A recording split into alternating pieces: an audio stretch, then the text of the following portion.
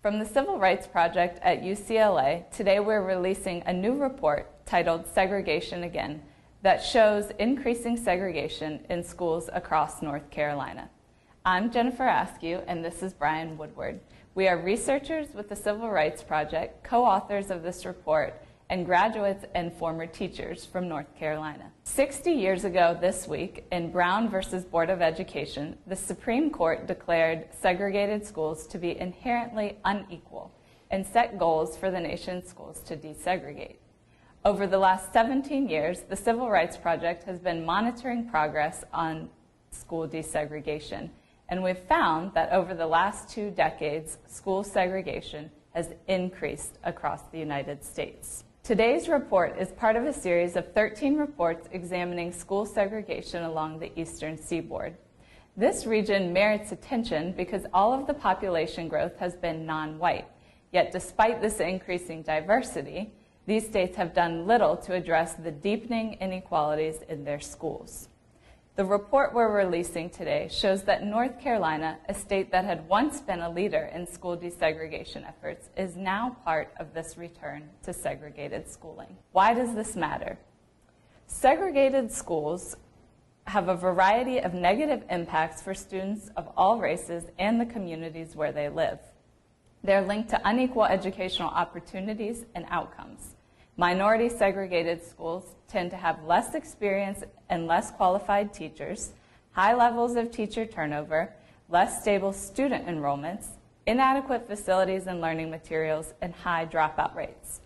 On the other hand, desegregated schools are linked to a number of benefits. They have improved academic achievement and critical thinking skills, loftier educational and career expectations, and a reduction in students' willingness to accept stereotypes. Although desegregated schools cannot create complete equality, they make a significant difference. So North Carolina is a state that has prided itself on educational success and was once recognized as a leader in school desegregation. A day after the Brown decision, the city of Greensboro was the first in the South to publicly announce its adherence to Brown.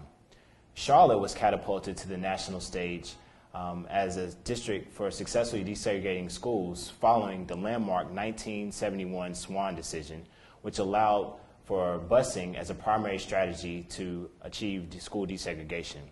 In 2000, Wake County became the first metropolitan district in the country to try to achieve diversity through socioeconomic status as well as academic inequality.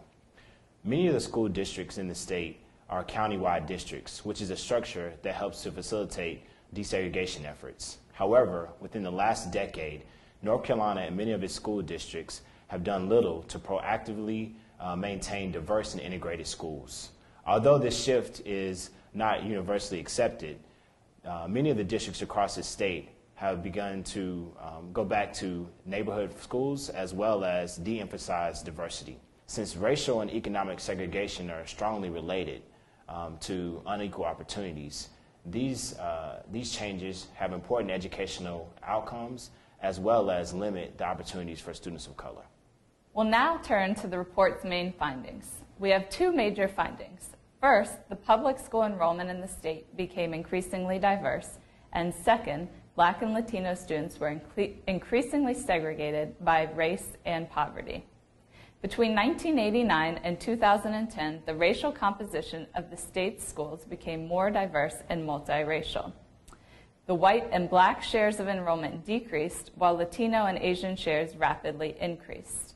The white share of enrollment went from 67% to 53%. The Black enrollment decreased from 30% to 26%. The Asian share of enrollment increased from 1% to 3%. The Latino share of enrollment increased from 1% to 13%. And the American Indian share of enrollment remained stable at around 1%. In some metropolitan areas, such as Metro Charlotte and Metro Greensboro, white students accounted for just under half of the total enrollment. Despite this diversity, students now attend schools that are increasingly segregated. In 1989, 3% of the state's schools were intensely segregated. These are schools that have 90 to 100% minority enrollment. Over the next 2 decades, this share of schools tripled so that in 2010, 10% of the state's schools were intensely segregated. In some metros, including Greensboro and Charlotte, the share of intensely segregated schools is larger. Between 1989 and 2010, the share of Greensboro's intensely segregated schools increased from 0.7% to 16%, so that 1 in 4 Black students and 1 in 7 Latino students attended intensely segregated schools in 2010. At an even more extreme level, in Metro Charlotte, between 1989 and 2010, the share of intensely segregated schools grew 200 times larger, increasing from 0.1% to 20%, so that in 2010, 1 in 3 Black students and 1 in 4 Latino students attended intensely segregated schools. In Metro Raleigh, the share of intensely segregated schools remains small, at less than 3%. In 2010, the typical Black student in North Carolina attended a school with 35% white classmates, even though the overall enrollment of the white share of enrollment in the state was 53%.